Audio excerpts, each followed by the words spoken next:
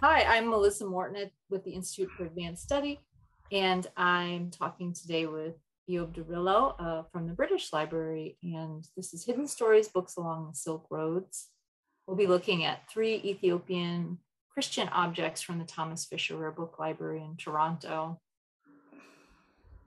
So I kind of wanted to start out just by asking you how you got interested in manuscripts in general, and what makes Ethiopian manuscripts, unique, or what might be of interest to people seeing these objects in the museum for the first time.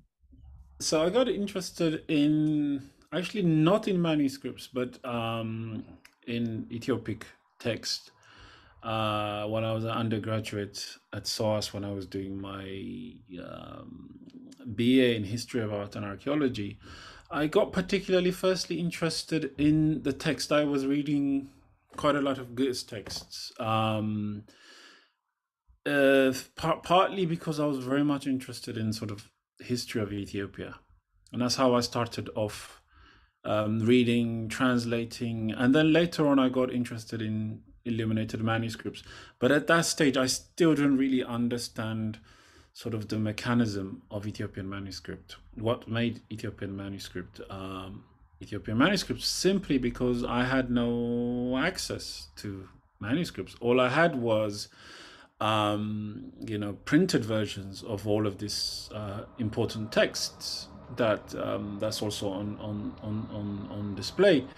They were kept in museums in the UK, well, at least in the British Museum and other institutes. And at that time, as an undergraduate, wasn't easy really to access those material, and to buy one, obviously, it's unquestionable. So physically, I've never handled a manuscript, but our relatives and family in Ethiopia had manuscripts a manuscript, a psalter that belonged to the family, and it was, sort of a pride and joy of the family. It belonged to sort of the great grandfather. Psalter's the most common. Yeah, common sort of form that you find, and we have to when we talk about Ethiopian manuscripts, when we talk about the block itself, the book. It's incredibly expensive to produce because it's written on parchment, leather, vellum, goat skin. So it's a it's a costly thing. It's not something cheap, and obviously not accessible to everyone. So my interest really was on the text itself, not so much the physical book, and I'm still trying to really understand the Ethiopian sort of physically the form itself, how it came to be, and how it is what it is now. Why is it unique? The sort of the so-called Coptic stitching, the binding of the book, the gathering of the leaves, all of these things put together makes up the text block as we know it. I never particularly had any interest in that until really, really much later when I started working at the British Library. When I started working on Ethiopian manuscript at the British Library about 10 years ago, while I was researching papers on magic, I began to request material to work on magic, and I started to actually physically get interested in the manuscripts themselves. So it's very difficult to describe the manuscripts if you're not holding it physically, because I can only tell you what shape it is, and how many folios there is, and what how they're numbered. But physically, an Ethiopian manuscript, say if it's a large Bible, it could weigh as much as 6 kilograms, and even more depending on the type of work. It's heavy, it's broadwood, it smells because parchment sort of retains the smell, retains smell longer. So certain manuscripts like the Homily of St. Michael, or the Miracles of Mary, and other Bibles, they have a strong perfume smell, and those are the incense because they were monastery books.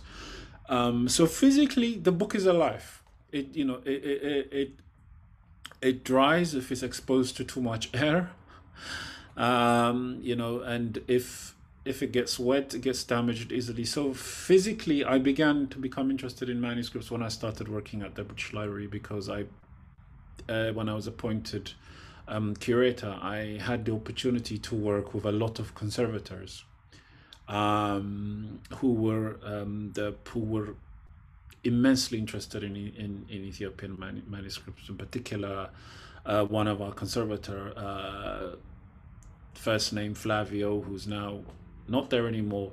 I learned so much from him because he was able to conserve books and manuscripts, and I learned the durability of these books. So from there on, I began to get interested in sort of the physical aspect, but I've always been interested in the text. That's great, and maybe something that people coming to the museum or seeing these objects in the museum context would also be struck by, because I think this first Fisher object that we're looking at, there are many different components to it. So we have the manuscript on the left, but it has a textile, and it's sort of Asian inspired modern textile covering, and this flap that goes all the way around to protect the forehead. The whole entire book slips into this mahdar case that's a carrying case. So I think right away we see, oh, this is maybe different than a book that you know, you might be familiar with if you hadn't seen or come in contact with an Ethiopian manuscript before. So can you talk a little bit about how the case is used and so when you're looking at this object, let's just you know, you try not to see it as a book. It is an incredibly personal, a devotional book, possibly belonging to a priest, and that sometimes reveals the nature of the text. Sometimes reveals that. So what you see is, of course, the beautification of the book and the way it's covered in this you know, fairly expensive textile, and possibly something that was imported. What that reveals to me first is how personal this book is. And the mahadar, the word mahadar comes from the word adara, which is adara is to sleep. So a sleeper, if I'm sort of correct, which has a very practical function. The way this mahadar is made, sometimes you find the earliest mahadar, the earliest I've seen is from the 16th or 17th century, and you still see them in Addis Ababa, sold in churches where they sell book. So the mahadar sometimes is designed according to the size of the book. Again, when the manuscript is made, sometimes the mahadar might get commissioned, but in this case, this is a small mahadar, so we get an idea that possibly this mahadar was not measured for this book, but as this codex sort of the physical shape resembles a psalter, it could have also been used as a psalter. So the mahadar is carried around the waist. Sometimes you'd have priests who would have it sort of slung sideways, like as you would have a bag, and usually their cloak would cover that. So sometimes they also keep their cross in there, and as with one of my relatives who was a priest, he also keeps his money there sometimes. So they have a very practical sort of use to them, but at the same time, the mahadar is also really symbolically also spiritual, because it's sort of a sacred space of the priest where he keeps his cross, which only he can handle the cross and take the cross out, and for others to kiss. They can also hold it in their pocket. But sometimes I've seen mahadars where monks, particularly hermits, where they would have an icon inside it as opposed to a book. And in particular in Debre Libanos monastery, I've seen where one of the monks took a book, an icon of Mary, out of the Mahadar, and he would display it, or and people would come and bow down to it. So the Mahadar does have a practical use as well as an important spiritual significance. And we've talked before about it having a symbolic significance as well. Scholars have sort of talked about it as being the symbolic womb of the Virgin Mary. And so this is the vessel that the Psalter often is being held in. And, you know, when I think about those sorts of things, it really calls to mind, you know, these objects, this one that we're looking at, you know, lives in the library context, in the museum context. It's not something that's, it's really, it's far from Ethiopia. It's far from its original use. And the display of these items in the museum context is very important to have a cultural understanding of their lived experience and use. And so to leave it open, to leave that flap open, is very disrespectful to the function of the object, if you think about it as the symbolic womb of the Virgin. So yeah, do you have thoughts on that? Yeah, I think that explanation, of course, that interpretation, it's when we look at Ethiopian manuscripts, or when we talk about Ethiopian manuscripts, they are a spiritual object. You know, strictly speaking, certain manuscripts are only held by high-ranking, you know, priests, monks.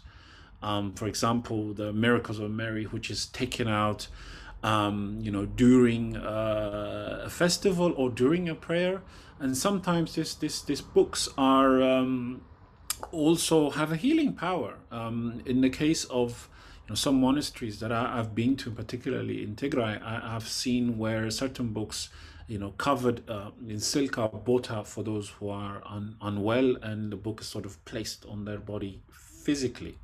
So, you know, if you think about the Mahadar being sort of the womb of Mary, as Dr. Marshall Ling has eloquently explained, of course, you also revere the Mahadar. You won't leave it empty.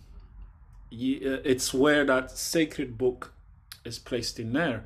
And in connection to this, as a cataloger, the previous catalogers, or the previous catalog records, didn't mention Mahadars.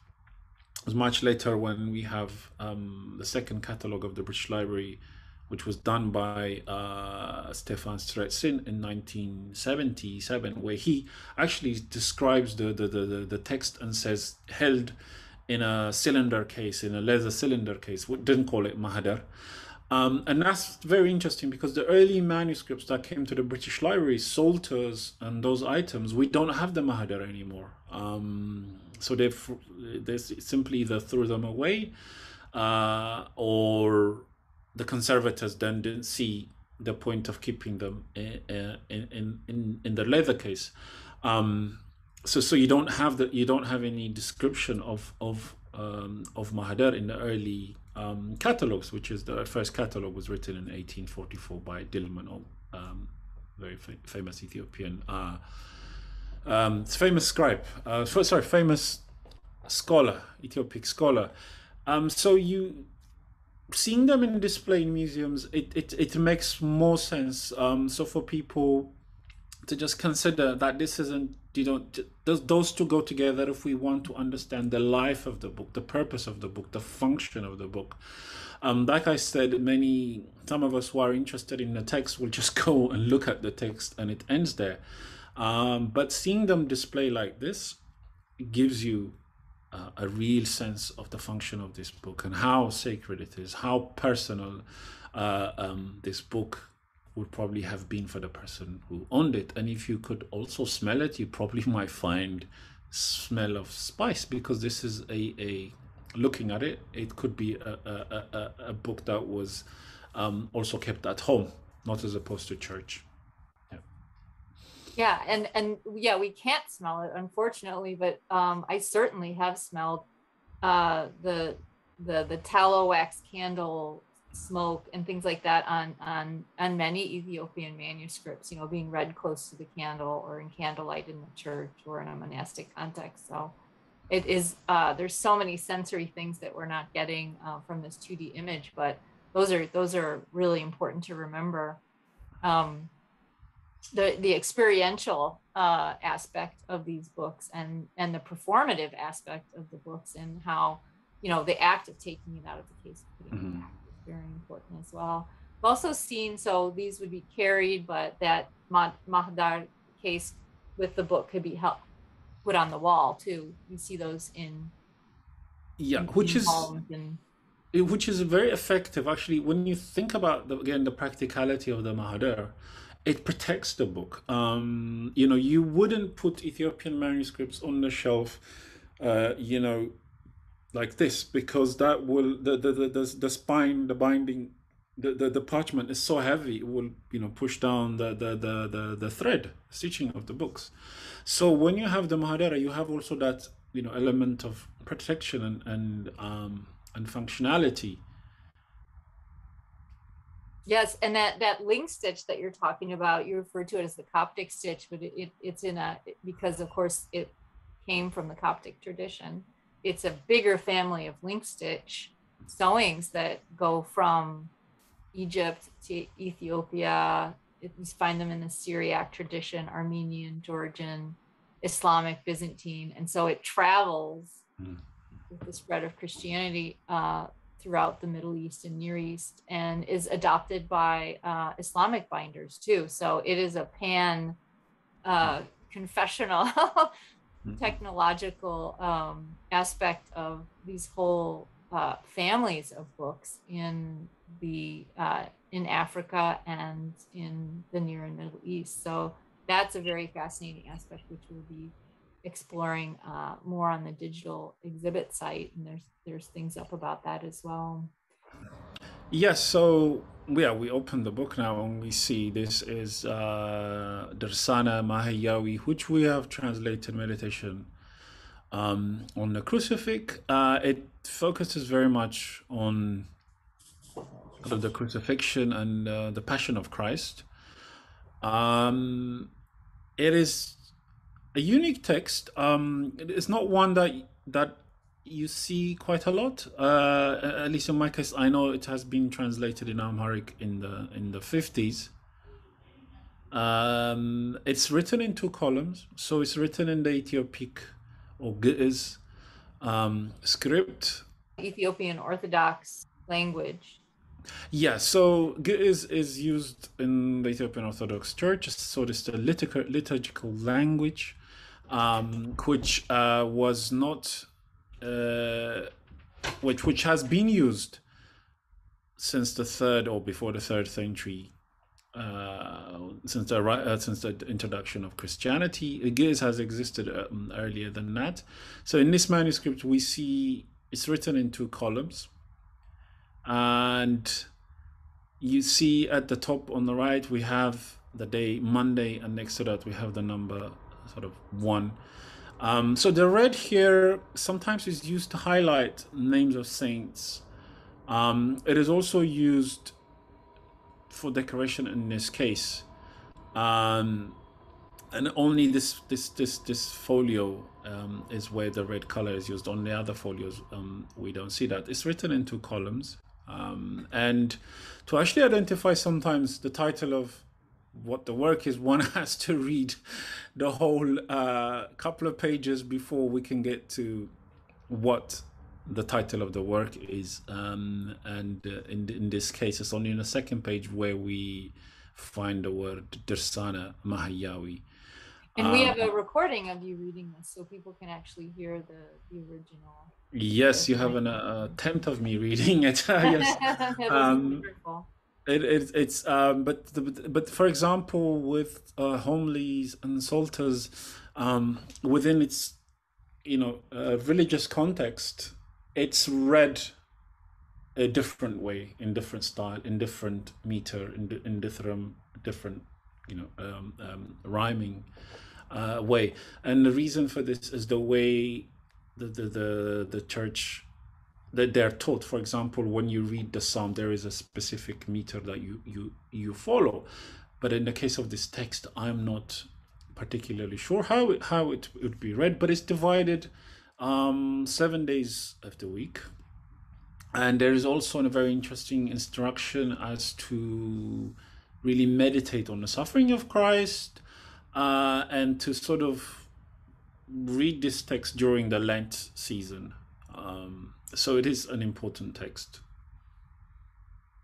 Great. Let's move on to this amazing amulet scroll that's in the Fisher collection. And actually, they have two there.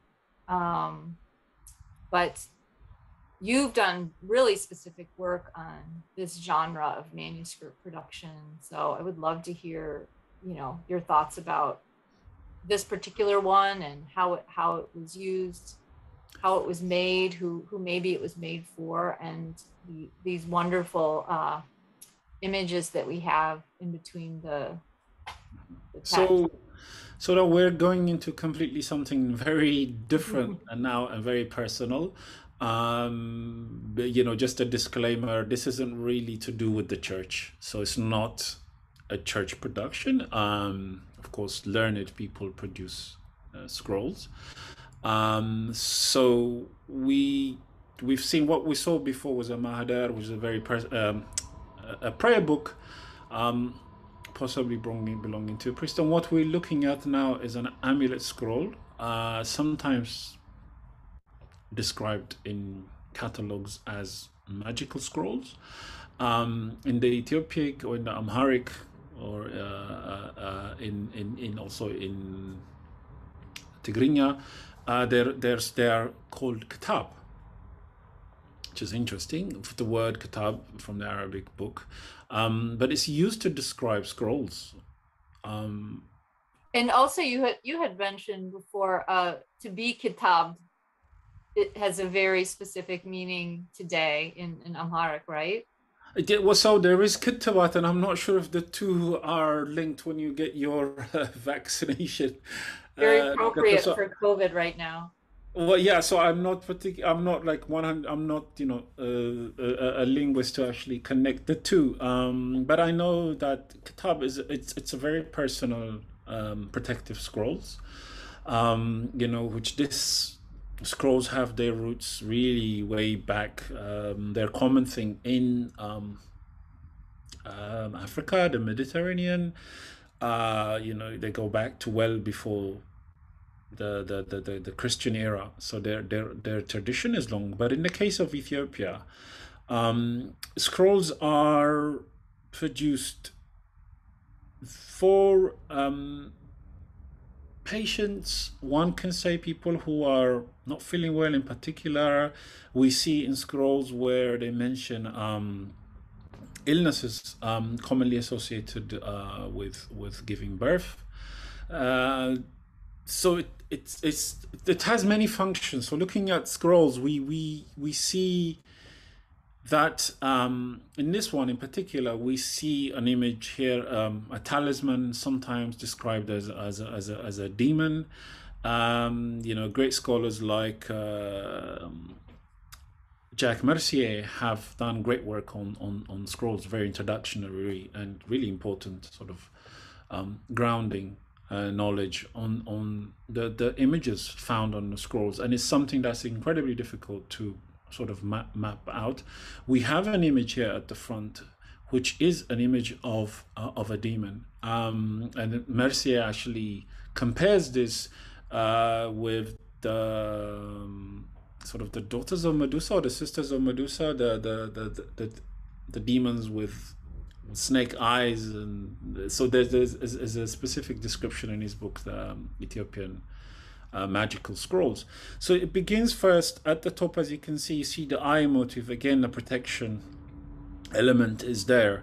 And then what follows after the talisman, let's just call it talisman, which is how it is described in Ethiopia, we have the text, the start of the text will begin with written to bind a demon, and for the illness called Zar, where you can see in this text, it says that. And then that text is actually full of names of angels, and sometimes names that we still cannot really identify, but these are protective names. So we'll begin with, for the protection from such illness in the name of so and so and so and so. And in scrolls, sometimes we also have this important motif in the middle, which sometimes actually begins at the top, is what we call Gabiris or Gabi Malakt, so the guardian angel. Again, there's been some interesting academic work done on this talisman drawing. This particular guardian angel is one that you are supposed to invoke. So in this text, in this amulet, which is not really meant to be read, so it's meant to be rolled up and carried in a particular carrying case, or sometimes hung in the wall. And there are strict rules sometimes depending on what the scroll is written for. For example, the scribe, the Daptara, which is produced, who was the producer of such works. This is a learned titled Daptara, learned in terms of their education as in the church, but they also have extensive experience and knowledge in medicine, healing, and they are strongly associated with writing scrolls. And they're the artist and the scribe of this, right? So yes, sometimes the artist, in most cases, according to Jack Mercier, I refer to Jack more because I don't think there's anyone that has looked at this really, carefully and studied it. He has actually in his research found out that the vast majority of the text is actually written by students, because it's a repetitive thing, but the art is reserved for interesting the Daptara. And if you look at the art, scrolls are not really have not been given that much attention that they deserve. It is incredibly they are incredibly creative and unique form of Ethiopian art. When looking at this guardian angel, for example, which is described as a talisman, it has a function, it has a purpose that accompanies the text. Sometimes you get the Daptaras who say actually the work or the healing begins not just reading the text, but meditating on the talisman, which has the power to heal. With the talisman drawings, the focus is always on the eye. So there's various interpretations on just one particular image. For example, here, the guardian angel, which he holds the sword in his right hand. But that hand, as you can see, we have all of those patterns around, which again resembles this a talisman for me. So there is a great influence as well, coming from the church itself. We find some of the text or prayers in other homilies, for example, the homily of Saint Michael, where there are magical prayers, and other important works like the Book of the Disciple, Radet, which contains a lot of magical prayers and name, and the text is attributed to Christ teaching his disciple. So the scrolls draw a lot out from different sources. But the ultimate source of all scrolls are what we call the Daptara handbook. So this is the notation books the Daptaras keep, incredibly, personal. It's where the herbs are. So we get specifically information from those handbooks after difficult reading, obviously. When scrolls, when talismans are used, in what context does a text or a prayer accompany a particular talisman? And the third image of this long scroll, which I think you said it was 2 meters. Yes, and I have a sort of scale model of a man standing, because sometimes, the idea is that sometimes they're made to match the height of the individual that they're they're Yeah, personalized for, right? And you've kind of pushed back on that a little bit, but there yeah, is a relationship between the book and the body, the manuscript and the human. It's such a closely paired relationship. so they are worn sometimes, obviously, in the carrying case, but in the case of long scrolls, which have the Fafa Sidq, which is called Journey to the Next Life, sometimes titled Mangada Samai, which has been translated by Baj Wallace, titled The Ethiopic Book of the Dead. That sometimes the person is buried with scrolls, and they are incredibly long, so we can assume they're meant to be on the height of the person, the commissioner. But I haven't met 2 meter long Ethiopian yet, so just maybe. Exactly. So sometimes, not quite, right? What is that, yeah, 5'6" or something? yeah, we're not short, 6'5" but so sometimes I have some reservation about that. But scrolls are made up of different personalized elements, including yeah. this. So this last image that you were getting to, we have the patron or the donor or the person that it was made for. Yeah, so I haven't seen this example before, but we do get saints sometimes on scrolls. So Saint George appears, Michael and Gabriel appear, and the others, Abuna Gabriel Memphis Kudus, a very important Ethiopian saint who appears there. And in this case, it does.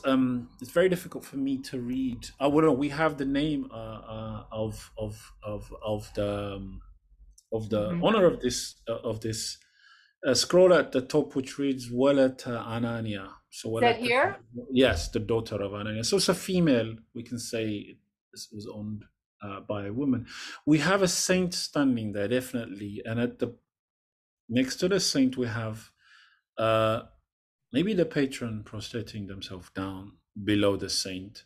Which is incredible, right? I mean, we know it's stylized. Obviously, these are being produced, not, of course, individually for individual person, but the fact that we have the name of the person that reviews this is really fascinating, and it's crossed out, right? So because you have two owners, yeah, and the two are women. So this is interesting that maybe the woman who probably passed it on to her family. We do get a lot of cases where scrolls are passed to families who may use it for protection or not, but in this case it gets passed to another woman. So we have Waletta, which is the Waletta, the sort of the daughter, and it's crossed out and they put Anania. So the previous owner might have been, Waletta Mariam. So it's definitely a woman. So we have here an exchange of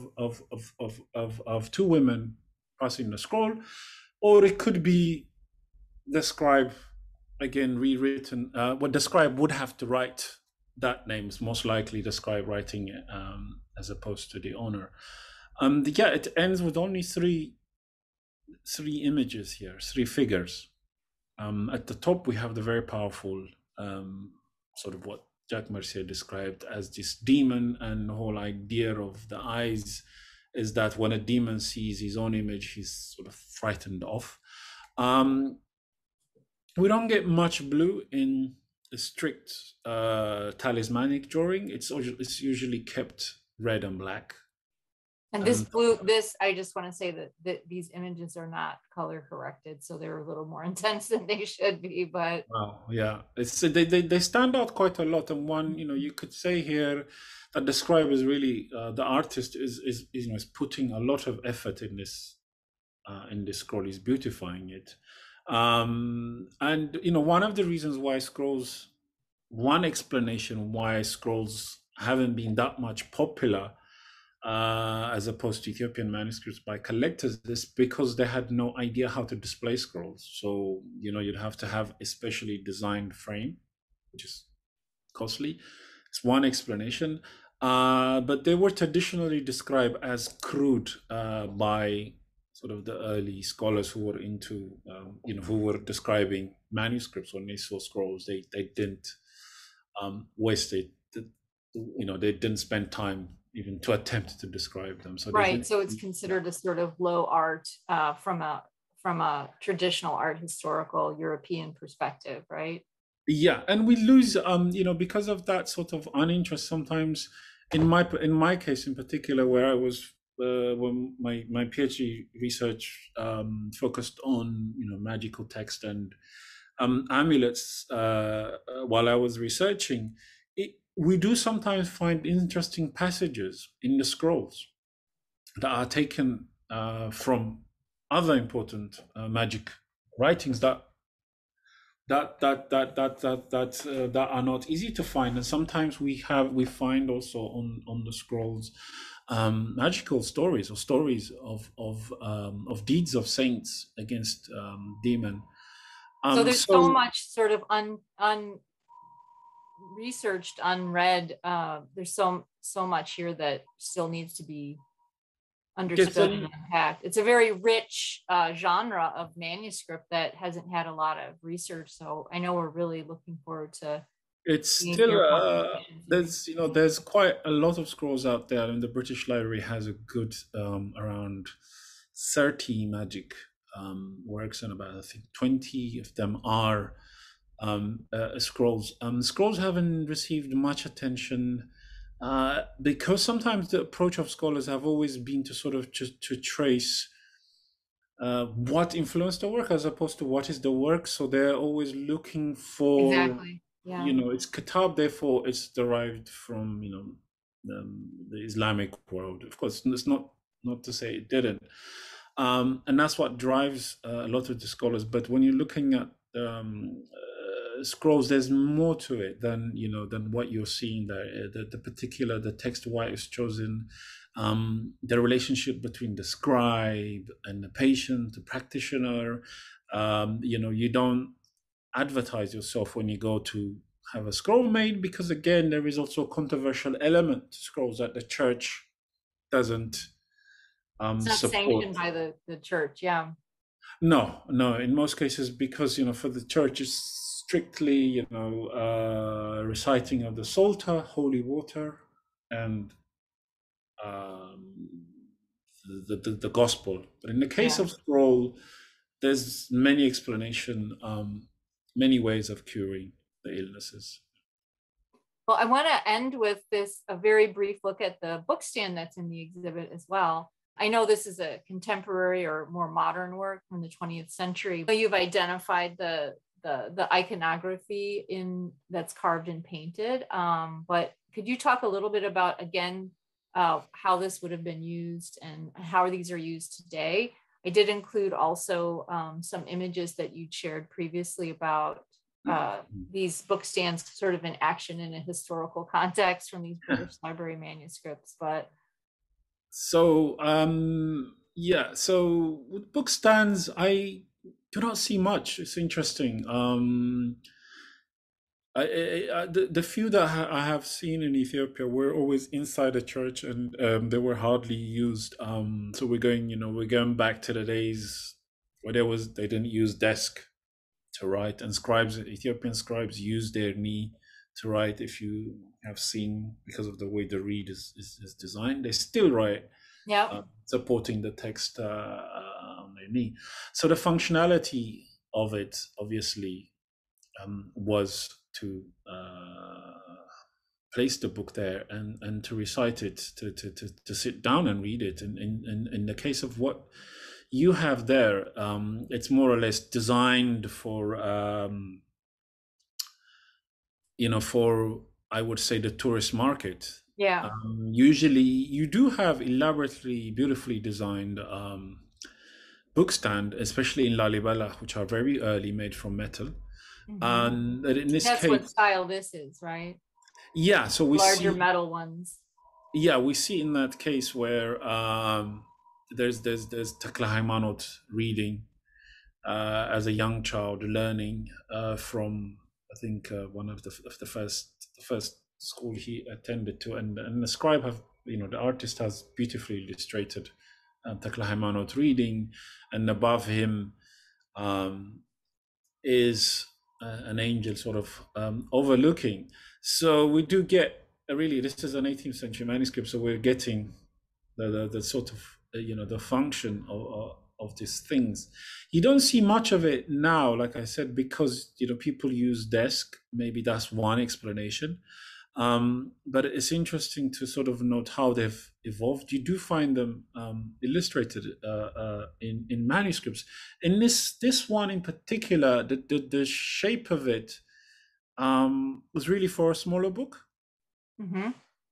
It's really small. It's just bigger than a hand, really. I mean, it's designed to to decorate this book stand. And I think, again, this is important. 20th century art gets really ignored, but a lot of these artists were also trained within the church, and they try to keep to that tradition.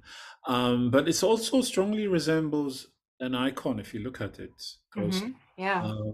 So it could have probably been just as an icon, an object in itself. In itself.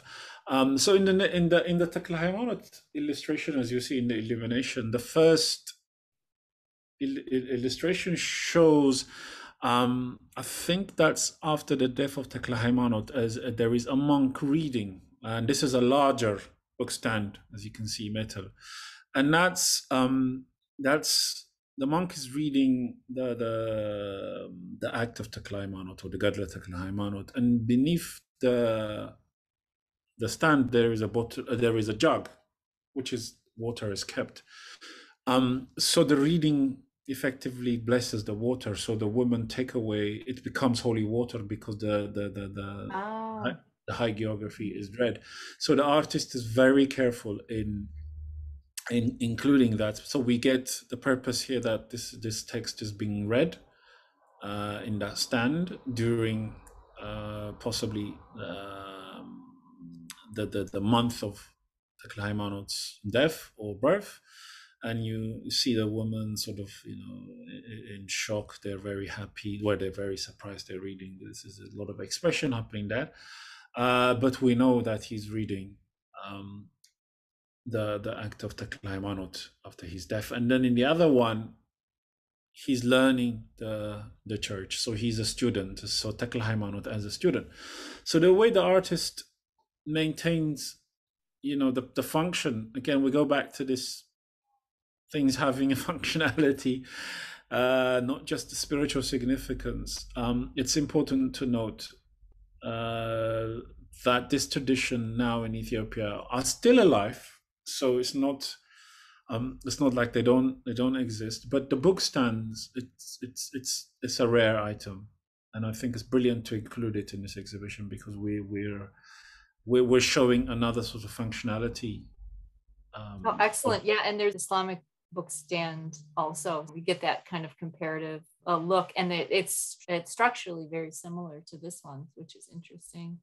Well, I wouldn't be surprised, if it's based on sort of the Middle Eastern tradition.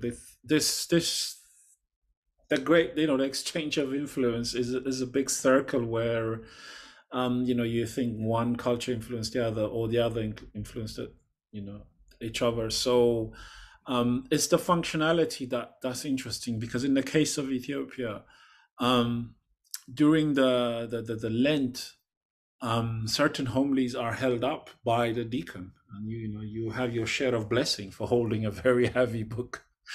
But in this case, the big function again here of this book stands is that the Ethiopian books are very heavy to carry, the parchment. This particular manuscript is around, I think, something like 3 to 250 folios. So that's a flock of books, and it's for sure, yeah, it's quite a long physicalized object, yeah. Yes, and those are great things to sort of great takeaways from our talk today, is just keeping in mind when as a viewer we experience objects in museum, especially books, these are things that were produced to be used, and so how can we recontextualize them as best we can even though they're really decontextualized within the museum context, really bring to mind these kind of performative and ritual aspects that they were created for. And I think that's a great takeaway from today. Well, thank you so much for coming together for this conversation, and we look forward to exploring these more. Thank you.